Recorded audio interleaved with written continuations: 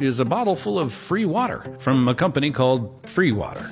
It's not the most original name in the world. Free Water is the world's first free beverage company. I look at Free Water as more of a multi-layered hack. The ads on the packaging pay for everything. This certainly isn't the first time someone has given away a product for free. There's radio or broadcast TV or practically everything on the internet. It's the same idea. You get a product or service for free in exchange for viewing ads. Right now, Free Water is just giving away water, but eventually they want to have whole free grocery stores. You're going to see this happen with every major consumer product in the world. Everything will go free in that way just because it can. Our goal is to be the catalyst in this negative zone. It's a social experiment, how to get everybody to work together instead of against one another for common goals.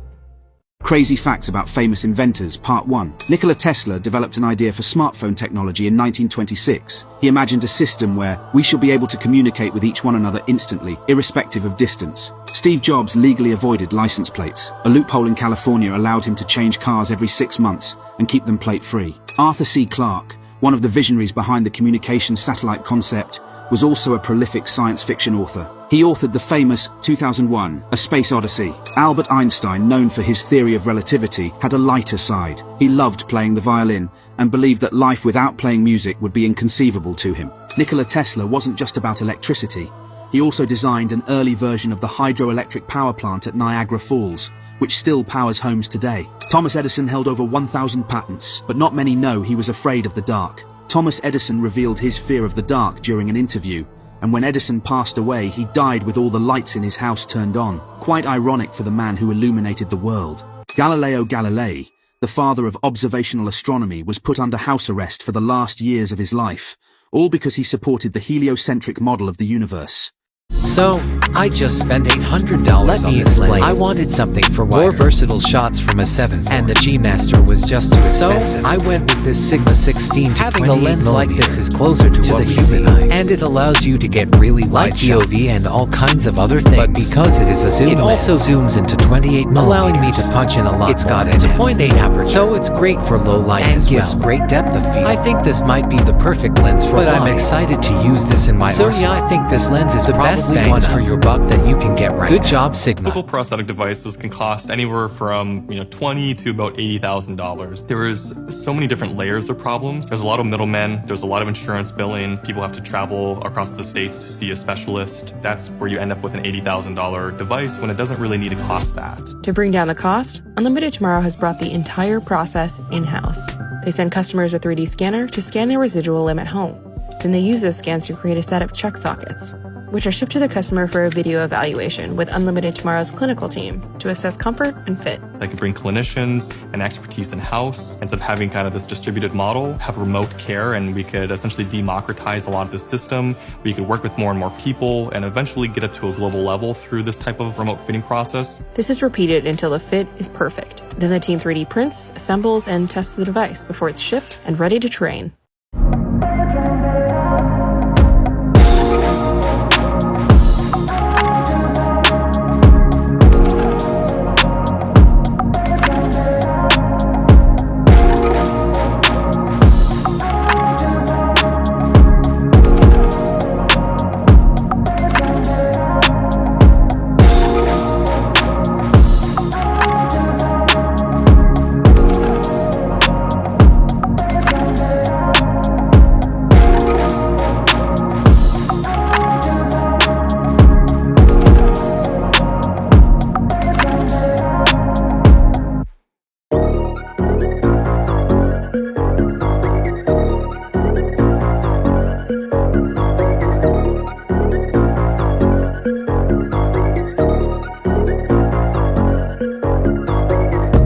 Space Facts You Won't Learn Anywhere Else, Part 2. It would take about 6,800 years for the fastest rocket ever built to reach our nearest star, Proxima Centauri. In contrast, traveling at light speed would get us there in just 4.24 years. Neutron stars are incredibly dense. Just a teaspoon of neutron star material would weigh about 6 billion tons on Earth. They're the remnants of massive stars that have exploded as supernovae. Black holes aren't always massive. While some are millions of times the mass of our sun, others called primordial black holes could be as small small as a single atom, but with the mass of a mountain. A day on Venus is longer than its year.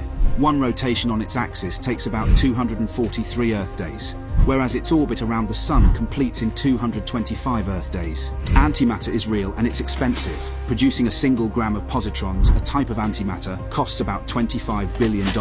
But don't get any ideas. Antimatter annihilates instantly when it comes into contact with regular matter. The largest known star is UY Scuti. This colossal star is around 1,700 times the size of our Sun. If placed in the center of our solar system, it would engulf everything up to Jupiter. Mercury and Venus are the only two planets in our solar system without moons. While the reasons aren't fully understood, it's speculated that their close proximity to the Sun might play a role. Inside a black hole lies a point called the singularity, where gravity is so intense that space-time becomes infinitely curved. Theories suggest that at this point, our known laws of physics break down, making singularities one of the most mysterious and debated subjects in astrophysics.